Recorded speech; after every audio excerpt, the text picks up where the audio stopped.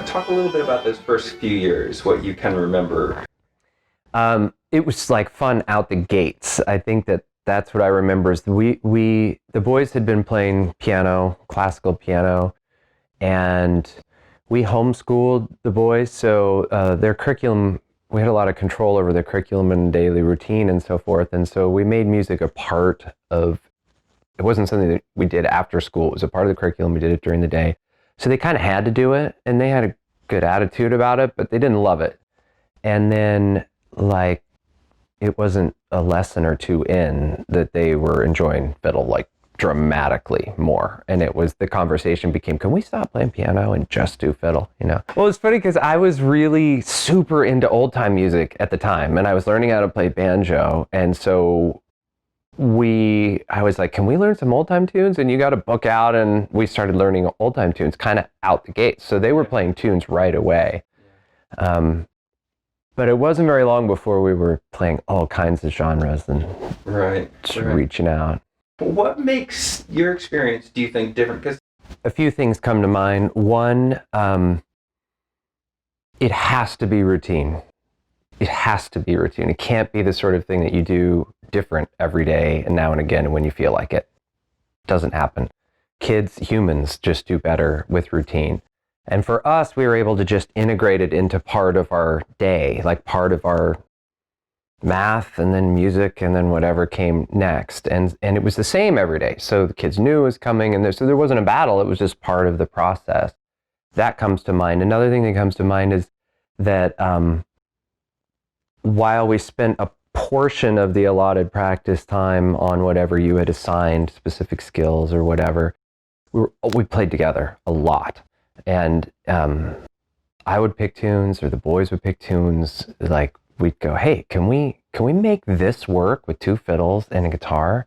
And we spent as much time engaging in arrangement as we did practicing specific skills and scales and all of that stuff. And I think that kept it really fun for them and for me. And I guess that's the third component, is I was super involved. And not all parents have a musical background, and doesn't always work that way, but you don't have to be great. You just got to be a little ahead of your kids. And that made it, I think, it was a time that we enjoyed and connected on a lot of levels. It wasn't just practice time. So it didn't, when music time would come, it wasn't like, okay, sort of gird your loins and kind of, crack the whip. It was more like, hey, we get to go play music, or... Most of the time, I think most of the time it was not crack the whip, but it was also, I mean, it's not always fun. There's a diligence and a sort of discipline that comes with anything that you're going to do well. And I feel like we always tried to find that balance between keeping it fun and also making sure we were doing what we needed to do and keep on keeping on. Right. What would you kind of describe as the challenges that you had to face along the way? I mean, there was a point where you were much more involved, and then you kind of sort of were able to kind of pull back a fair bit, by towards the end of the experience. Yeah. They were driving themselves to lessons. Yeah, right. Well, early on, in the first years when I was still super involved, one of the challenges was because we enjoyed arranging so much, the boys became really deep listeners. I think that was one of the greatest successes of spending so much time arranging is, I mean, everyone can listen to the melody and hum a melody of a Beatles tune, and quite a few people can pick out the chords, but very few people notice the harmonies and maybe where the orchestration comes in and like what's going on.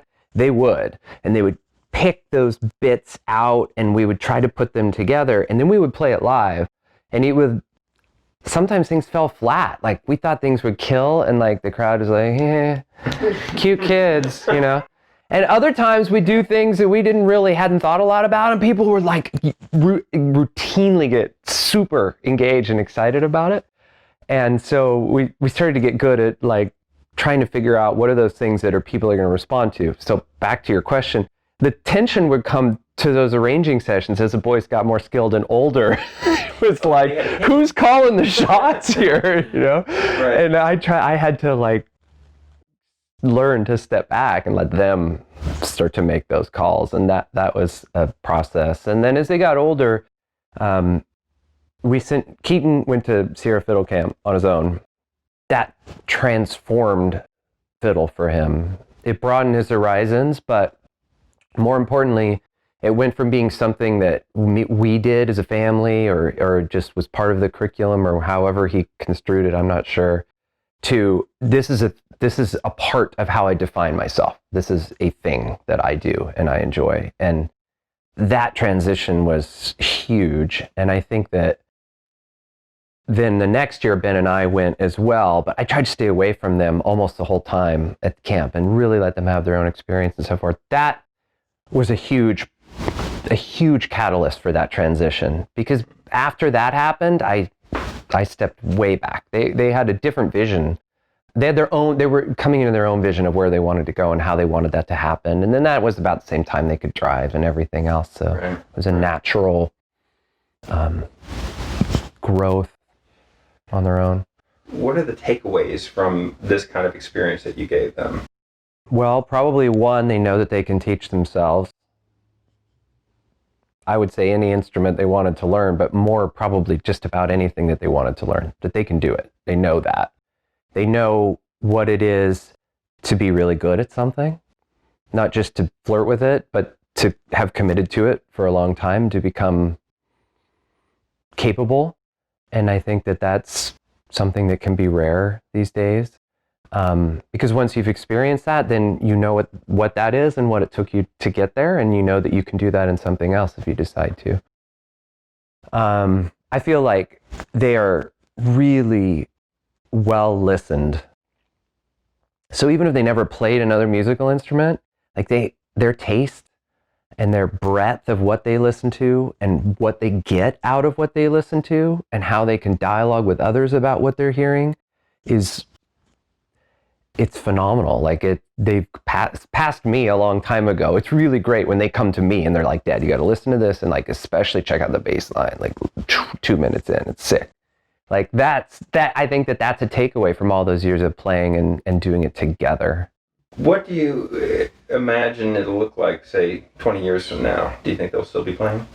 Yeah, both of them. What do you say to, say, young parents that are contemplating this journey? That, maybe they have a 7-year-old and they're kind of wondering, all right, I wonder what this is going to be like. Several things come to mind. One is just do it. It's like one of the greatest gifts that you can possibly give a child is a musical experience. No matter what it is, no matter what the instrument is,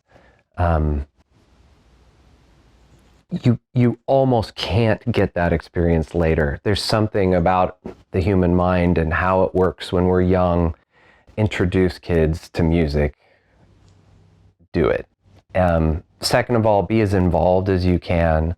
If you can pluck out 3 chords, open chords on a guitar, if you've got the 5 open chords, you can pretty much play along with just about everything your child's going to need for the first 3 years of the curriculum. Do that. It tightens your relationship. It makes it a time that's more fun, and it's something that you'll share and probably be able to share long term. Try to make it a routine. It doesn't have to be long, 10, 15 minutes a day, but make it the same time every day and make it fun and something that everybody looks forward to. At the end of the day, in my opinion, is like the worst time to do it. You're tired, they're tired. It's like pulling teeth. If there's any way you can incorporate it earlier in the day, I just think that works way, way, way better.